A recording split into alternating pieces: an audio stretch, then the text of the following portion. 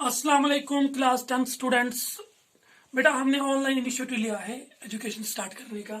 तो corona virus ने हमारी लाइफ को हाल्ट कर दिया है, लेकिन हम अपनी एजुकेशन को हाल्ट नहीं करने देंगे। मैं स्टार्ट करने जा रहा हूँ क्लास 10th की हिस्ट्री। क्लास 11th और 12th के लिए भी हमने कोई इनिशिएटिव निकाला है इंशाल्लाह। तो क्लास 10th में हम स्टार्ट करेंगे आज chapter 4 the age of industrialisation. To be more appropriate इसका नाम होना चाहिए द एज ऑफ मशीन्स और the beginning of new dawn. एक नई सुबह का आगाज, एक नए युग का आगाज, एक नए दौर का आगाज। वो किस दौर का आगाज? वो मशीनों के दौर का आगाज, एक नए युग का आगाज। ये जो आपका 4th चैप्टर है ये इंडस्ट्रियलाइजेशन के बारे में है।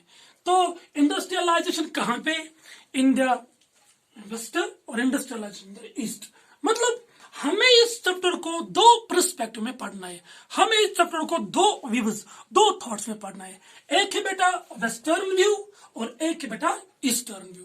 वेस्टर्न व्यू को हमें वेस्ट के बारे में पढ़ना है। ईस्टर्न व्यू में हमें इंडियन सब कॉन्टिनेंट को पढ़ना है। इंडियन सब कॉन्टिनेंट को पढ़ना है। और इंडियन सब कॉन्टिनेंट में इंडस्ट्रियल रिवोल्यूशन का क्या क्या कहानी थी इसकी। वो कॉलोनियल दौर था उस टाइम का, जब इंडस्ट्रियल रिवोल्यूशन हो गया वेस्ट में, इंडिया पे क्या इम्पैक्ट्स पड़े, इंडिया की इंडस्ट्रीज का क्या हाल रहा, वो हम सब पढ़ेंगे इंशाल्लाह। तो बेटा आपका जो सिलेबस है चैप्टर 4 एज ऑफ इंडस्ट्रियलाइजेशन, अगर आप बुक देखोगे तो बेटा आप ये बुक देखो, it is here, it's page 79।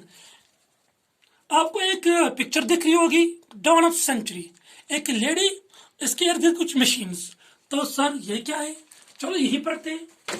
बेटा ये जो आपने अभी पिक्चर देखी, ये पिक्चर है एक म्यूजिक बुक की पिक्चर। किसकी पिक्चर है? एक म्यूजिक बुक की पिक्चर है बेटा। ये म्यूजिक बुक की पिक्चर कहाँ पे? इसके कवर पेज पे। ये जो मैंने बेटा अभी आपको पिक्चर दिखाई, ये पिक्चर म्यूजिक बुक के कवर पेज पे। ठीक है बेटा, ये म्यूजिक बुक, इसका पब्लिशर कौन था? इसका पब्लिशर था E.T. Paul, popular music publisher. E.T. Paul ने ये बुक पब्लिश की थी। E.T. पॉल ने ये किताब तैयार की थी। ठीक, कब तैयार की थी? इन द 1900 में किताब तैयार की थी। अच्छा, इस किताब का अभी बेटा आपने देखा, इस किताब का जो ये टाइटल लिखा गया, क्या लिखा गया सर? डॉन ऑफ सेंचुरी लिखा गया। एग्जैक्टली डॉन ऑफ सेंचुरी लिखा गया है। तो डॉन ऑफ सेंचुरी लिखा गया, और डॉन ऑफ सेंचुरी में एक गॉडेस फिगर, एक देवी दिखा रही है, एक देवी की फिगर दिखा रही है, और ये देवी ऊपर की तरफ ट्रेवल कर रही है। इसकी जो फ्लाइट है उसको ऊपर की तरफ ले जा रही है। ठीक है बेटा, इसकी फ्लाइट ऊपर की तरफ जा रही है। She is travelling on the wings of wheel. इसके नीचे व्हील है, ये व्हील पे कदम रख के ऊपर की तरफ जा रही है। एक्चुअली ये पिक्चर मैसेज ये बात क्लियर करना चाहती है कि there it is an angel of progress. ये प्रोग्रेस के एंजल है, ऊपर की तरफ बढ़ रही। इसके बैकग्राउंड में बेटा अगर आप देखोगे, इसके बैकग्राउंड में आपको क्या मिलेगा बेटा? इसके बैकग्राउंड में आपको मिलेगा मशीन्स मिलेगा, प्रिंटिंग प्रेस मिलेगी, फैक्ट्रीज मिलेंगी, रेलवेज मिलेगा। ये सारी चीजें सर हमने देखा। रेलवेज इसके पीछे है, इस एंजल के पीछे, एंजल ऑफ प्रोग्रेस के पीछे और गॉडेस के पीछे हमने सर रेलवेज देखी, हमने कैमरा देखा, हमने मशीन देखी, प्रिंटिंग में से फैक्ट्रीज। तो यूरोप में एक नए दौर का आगाज होने जा रहा है, और इस दौर की जो हमें हिंट मिलती है वो मिलती है हमें किससे? N angel of progress. ये कवर पेज पे है। किसकी कवर पेज पे? एक म्यूजिक बुक की कवर पेज पे। ये किताब किसने लिखी? E.T. पॉल ने लिखी। वो कौन था? ये वो था पॉपुलर म्यूजिक पब्लिशर। एग्जाम के लिए बहुत इंपॉर्टेंट है। तो ये कब लिखी थी? 1900 में। Angel of progress is surrounded by in the background modern machines. एक नए दौर की हिंट हमें मिलती है, एक नए दौर का हमें आगाज हो रहा। तो बेटा हमने पढ़ा ये popular music publisher E.T. Paul ने एक बुक प्रोड्यूस की थी। बुक का नाम था म्यूजिक बुक।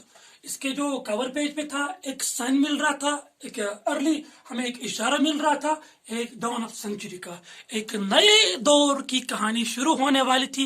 ये दौर किनका था? ये दौर था बेटा इंडस्ट्रीज का, ये दौर था इंडस्ट्रियल रिवोल्यूशन का। ठीक है बेटा, इस पेज पे हमें क्या मिला?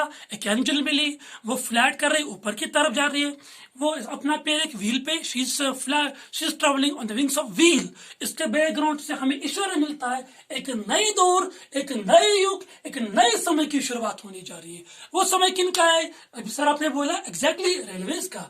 वो किसका है? वो कैमरा का है। वो किसका है? वो मशीन का है। वो किसका है? वो प्रिंटिंग प्रेस का है। वो किसका है? वो फैक्ट्रीज का है। ठीक है बेटा।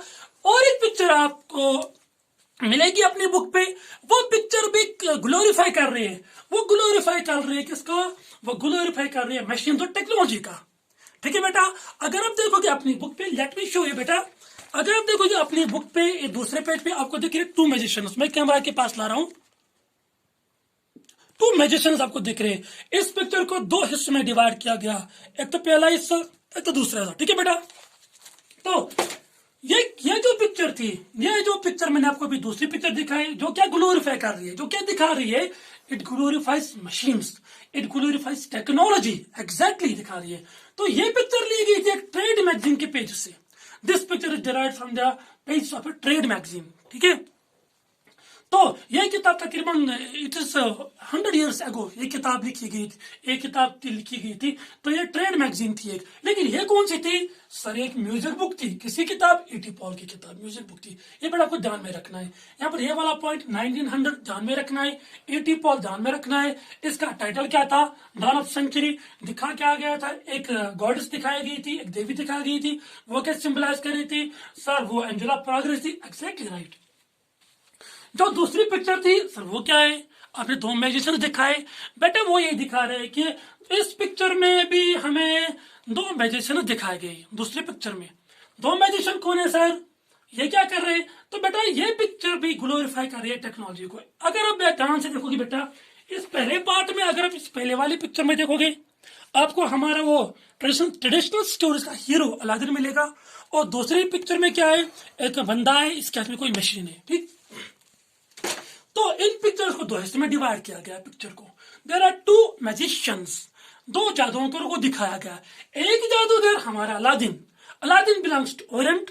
ओरिएंट वेस्ट में कहते हैं ईस्ट को, इंडियन को, पर्टिकुलरली एशिया को, सॉरी एशिया को, ईस्ट को वेस्ट के लोग ओरिएंट बोलते हैं। Aladdin belongs to the Orient. Aladdin के पास एक मैजिक लैम्प था। हमने वो कहानी पढ़ी होगी अपनी किताबों में। हमारी वो नानी दादी अलादीन की कहानियां सुनाते हैं। बहुत सारी इंग्लिश पिक्चर्स, हिंदी पिक्चर्स है अलादीन पे। अलादीन के पास एक मैजिक लैंप होता है, वो रब करता है मैजिक लैंप को, वहां से जीनी निकलता है और अलादीन के लिए एक ब्यूटीफुल पैलेस बना के देता है। लेकिन बेटा, लेकिन जो दूसरा मैजिशियन है, एक मैजिशियन है, उसके पास क्या है? अलादीन के पास तो एक टूल था।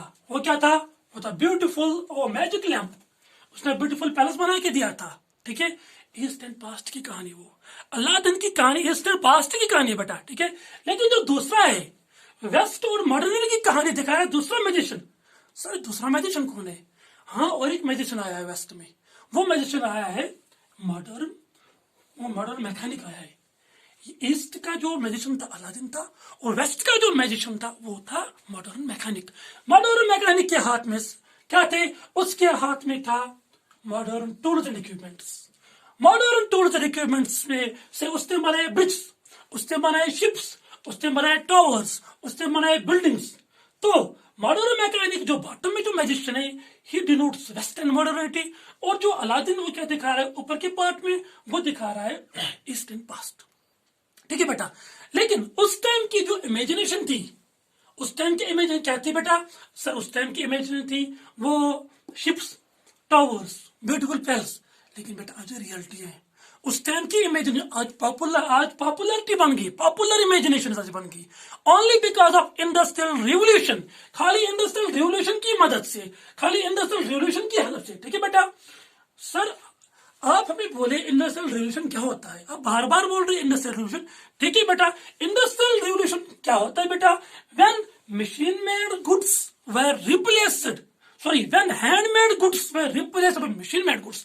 हैंडमेड गुड्स को एक तरफा किया गया और आगाज एक नया दौर पैदा हो गया, मशीन मेड गुड्स का दौर पैदा हो गया। जब मैकेनाइजेशन का दौर आ गया, मशीनों का दौर आ गया, when steam power was used. ठीक है बेटा। When water power was used, that's called industrial revolution. दूसरा क्वेश्चन आपका होना चाहिए, सर ये इंडस्ट्रियल रिवोल्यूशन पहले कहाँ आया था? बेटा ये इंडस्ट्रियल रिवॉल्यूशन पहले जो आया था वो आया था ब्रिटेन में। सर जापान में क्यों नहीं आया? इसलिए नहीं आया जापान में क्योंकि बेटा जापान ब्रिटेन था, ब्रिटेन ने बहुत सारे नेशंस को अपनी कॉलोनी बना के रखी थी और उन सारे नेशंस को ब्रिटेन को इजीली अवेलेबल हुआ था रॉ मटेरियल। उन सारे नेशंस को ब्रिटेन वहां से ला रहा था, एक्सप्लोर कर रहा था, वहां से कोल नए रिसोर्स वहां से ला रहा था। इन सब चीजों ने ब्रिटेन को मोनोपोली दी। इन सब चीजों ने बर्तानिया में इंडस्ट्रियल रिवॉल्यूशन का आगाज किया। Hope see you tomorrow with a new topic, proto industrialisation. ये एक बिगिनिंग थी, इंशाल्लाह I will try to improve. अल्लाह हाफिज।